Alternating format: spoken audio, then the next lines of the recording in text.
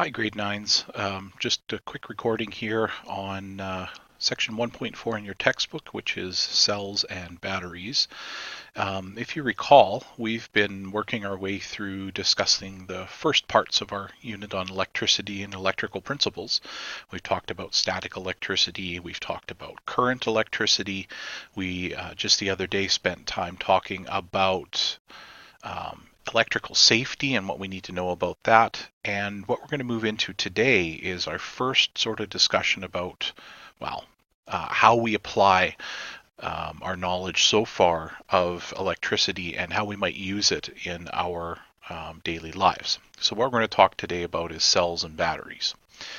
So just to introduce this, what we call an electrochemical cell is a device that provides a steady current that is produced by a chemical reaction.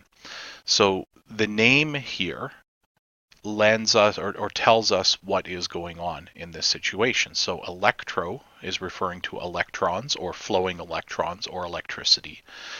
And chemical in this case is talking about electrons that are produced by a chemical reaction. So an electrochemical cell uses a chemical reaction to provide a current or a flow of electrons.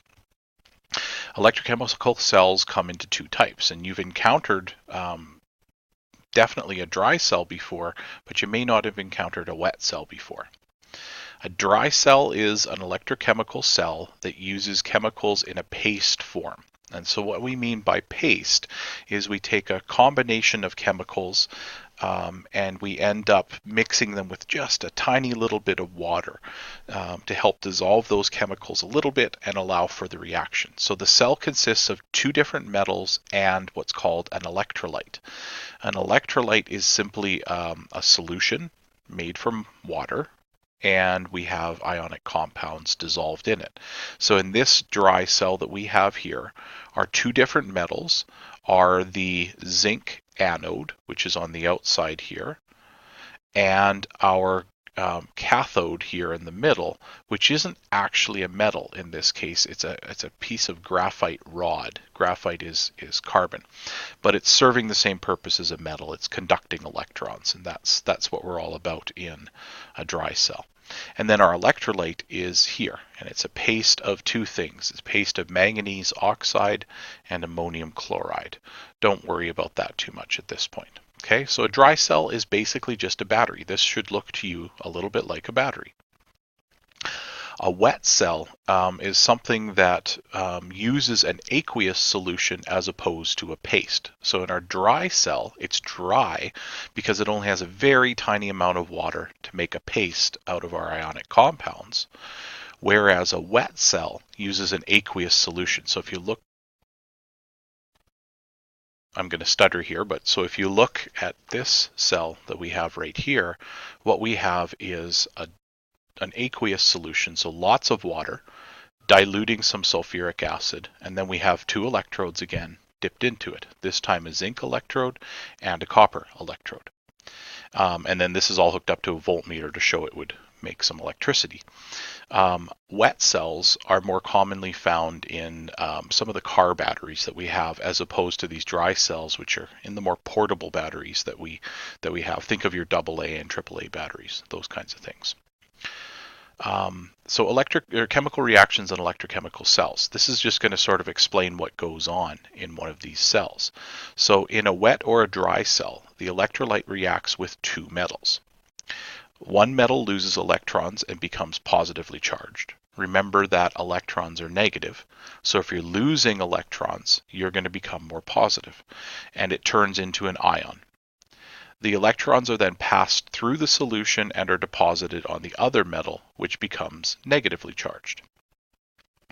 When we connect it to a circuit, the electrons leave the negative electrode and move through the circuit to the positive electrode, and that's where our flow of electrons come from. So a battery sits there by itself. A battery is a combination of cells put together.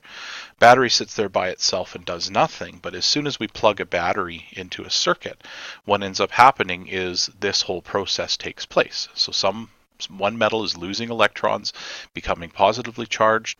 Another metal is gaining those electrons, turning ions in that part of the solution into metal, and depositing itself on the outside there. And then in that process, those electrons that are moving are creating a flow of electrons, which is generating electricity.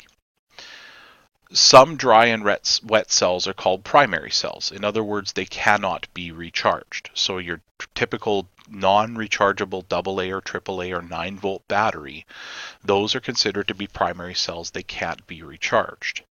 However, the batteries that are in your cell phone, for example, are called secondary cells. And these ones are rechargeable.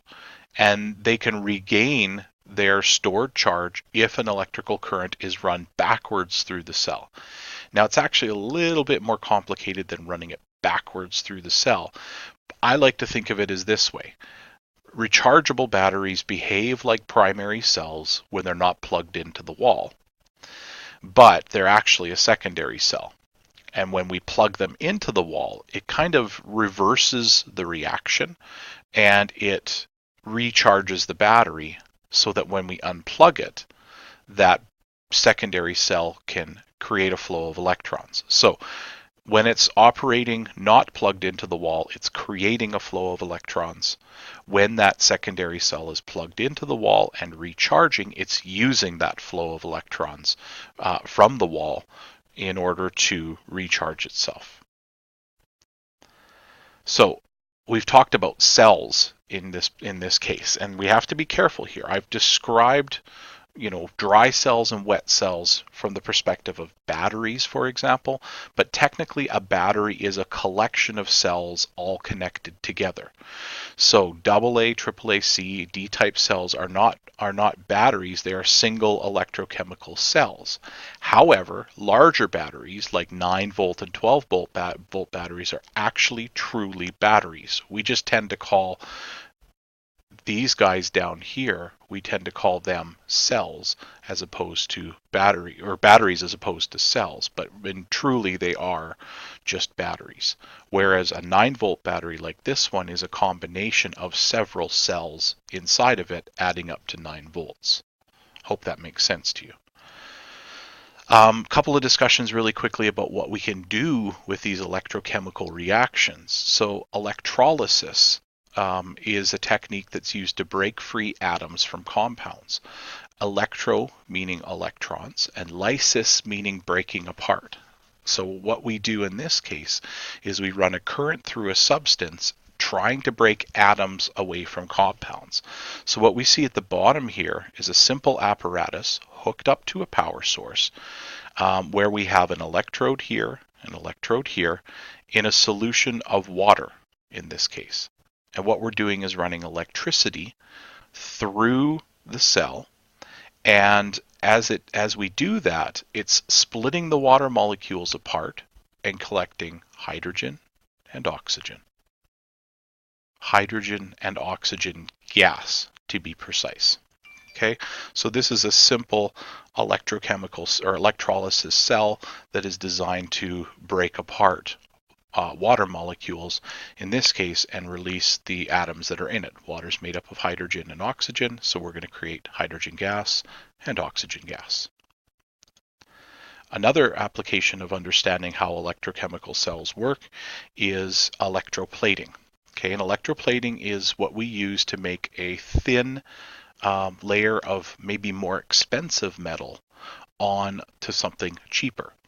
Best example of this might be if you wanted to chrome plate something, like making a bumper covered in chrome or some other fancy metal. You would take a cheaper kind of metal, hook it up to an electroplating system, feed some electricity in it. So so the bumper, for example, to be plated is immersed in an electrolyte along with an electrode that consists of a metal that will be used for plating. The electricity flows from the plating metal to the object being plated. So from our piece of chromium, which is going to chrome plate our object being plated, which is our bumper. And as a result, the metal moves across the solution and builds up on the surface of the object being created. So we hook it up to the system, run it for a certain amount of time, and we end up with a chrome plated bumper. This is sort of the description of what we're doing here. Is we've got some sort of thing that we're trying to cover in this case, copper. So we have copper that's going to break down, and it's going to form a thin layer on the outside of this metal. It's all hooked up to a power supply. That's electroplating. A couple other applications you should be aware of, and these might come up on your quiz. Anodizing. And this is what happened is, or an example of an electrochemical reaction again, where aluminum is coated with a layer of aluminum oxide, which is much harder than regular aluminum. So anodizing some aluminum makes it a little bit more sturdy, because aluminum is a pretty soft metal to start with. And another thing we can deal with is something called electro-refining. Electricity again, and then refining means making it purer. So when we refine oil, we turn it into pure oil or pure gas. When we electro-refine, we're refining a less clean metal into something more clean. So impurities are removed from impure metals by placing the metal in an acid and running a current through it. So that's anodizing and electro-refining, two other applications. All right, so that's everything wrapped up right now. What I'd like you to do at this point, and I'm sure your sub will explain this to you, is to work on worksheet number 1 for concept D1, and don't forget we're looking at a quiz tomorrow. Hope all of this made sense. I'll throw this up onto the Google Classroom too if you guys need to get at it. Have a great day. See you tomorrow.